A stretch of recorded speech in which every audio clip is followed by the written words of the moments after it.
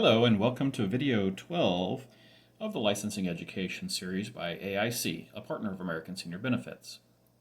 Please watch each video all the way through once without taking notes and then go back and take notes. You'll find that you retain more information that way. If there are any topics you'd like me to do a deeper dive into, please comment and tell me the specific information you want me to go over. Thanks for attending and let's get started. So, what is managed care? Well, managed care is a system designed to control cost,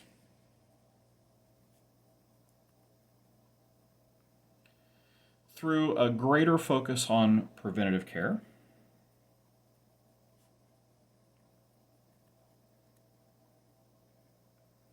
controlling access,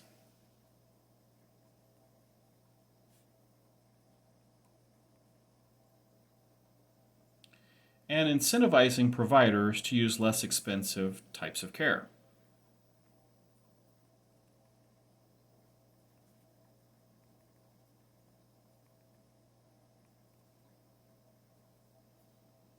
They also provide oversight, contracts, and cost sharing.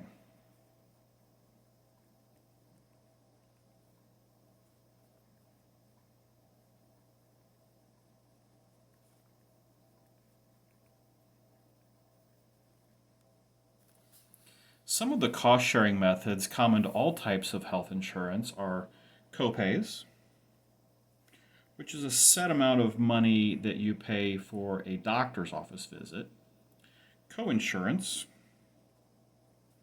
which is a percentage that you have to pay for out of pocket, like 20%, for example, and deductibles, which again is a set amount of money that you pay out of pocket before receiving insurance benefits. You usually see that in hospitalization situations. Now, there are three types of managed care plans I'm going to go over today. Health maintenance organizations, or HMOs, PPOs, which are preferred provider organizations, and point of service, which is POS. HMOs are the most restrictive of the three.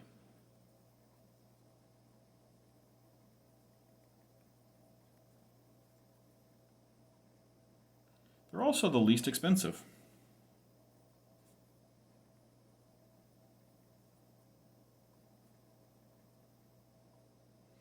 HMOs work by contracting with providers to cover the HMO members at a prearranged cost.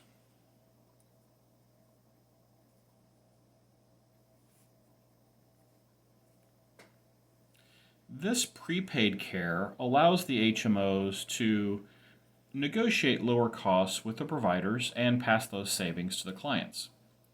The clients pay a prearranged price for care instead of paying for each service like they do in a fee-for-service arrangement.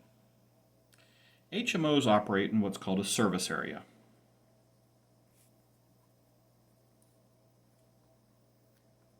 If the client wants to belong to an HMO, they have to live in the service area of that HMO. HMOs can be for-profit or not-for-profit, depending on who set it up. HMOs usually pay the providers on a capitated basis.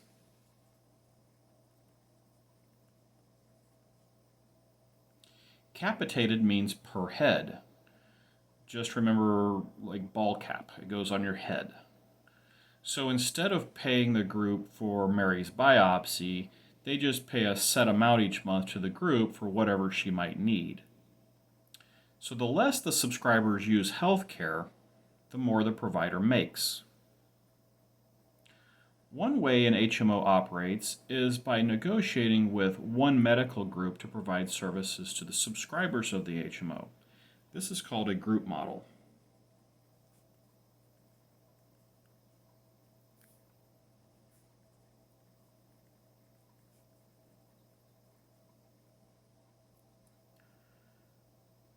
Another way an HMO might work is to have their own clinic, and all the providers are employed by the clinic. This is called the staff model.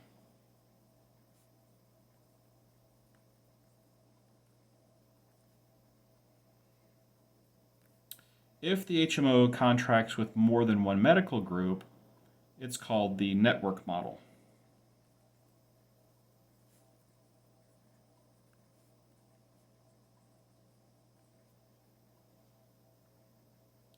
This is not the same thing as the network that PPOs use. The last way they operate is by using an individual practice model. In this model, the HMO can contract with any number of individual providers. This model has the most freedom of choice. It also usually operates on a fee-for-service basis instead of a capitated basis. But unlike the fee-for-service plans in the last video, these fees are negotiated ahead of time. There are also what are called open panel and closed panel HMOs.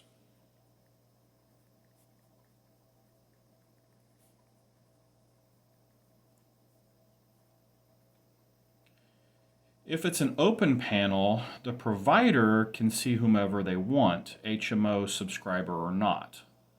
Closed panel means that the providers work for the HMO and can only see HMO subscribers. HMOs usually require the subscriber to select a primary care physician or provider, also known as a gatekeeper.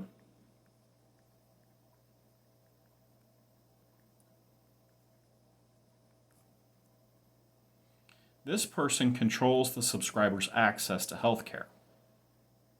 The PCP is responsible for evaluating the client and making recommendations, giving referrals or permissions in order to seek further care.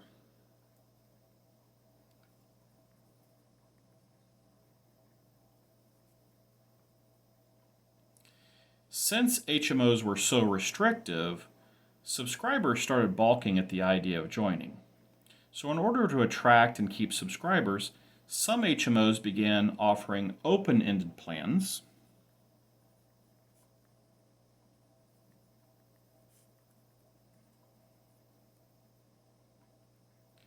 and open access HMOs.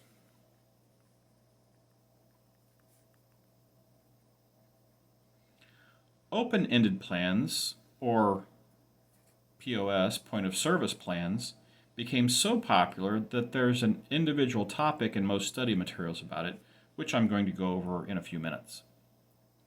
Open access plans differ from normal HMOs by allowing the subscriber to go to specialists without getting permission or a referral from the gatekeeper. Okay, so the next kind of plan is a PPO. So that was HMO, now we're on PPO. A PPO is a preferred provider organization. They're much less restrictive than HMOs in that there is no gatekeeper.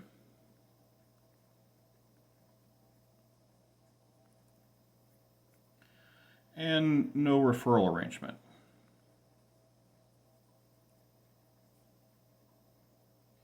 Instead, the PPO organization has prearranged fees with providers in a certain area. And as long as the individual uses one of these providers, the PPO will cover them.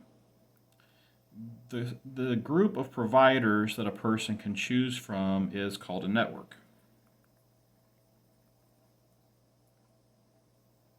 Remember, that's not the same as the network I talked about earlier. But this individual with a PPO can go to non-network providers also, but they will have to pay an increased amount if they do so.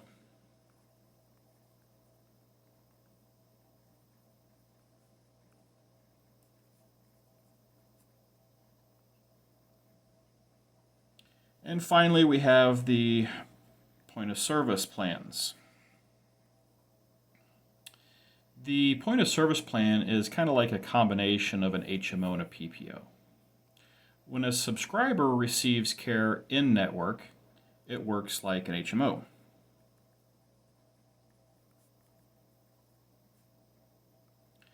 In that the individual has to use their gatekeeper, get referrals for additional services, just like an HMO.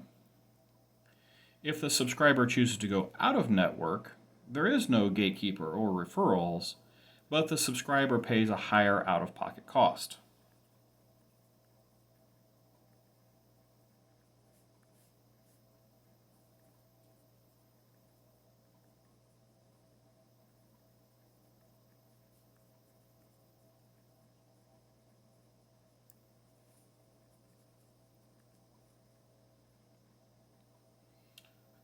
Okay, so that wraps up the normal kinds of health insurance. The next video is going to go over special types of health insurance. Please like and subscribe so you'll be notified when new educational videos are released, and thanks for watching.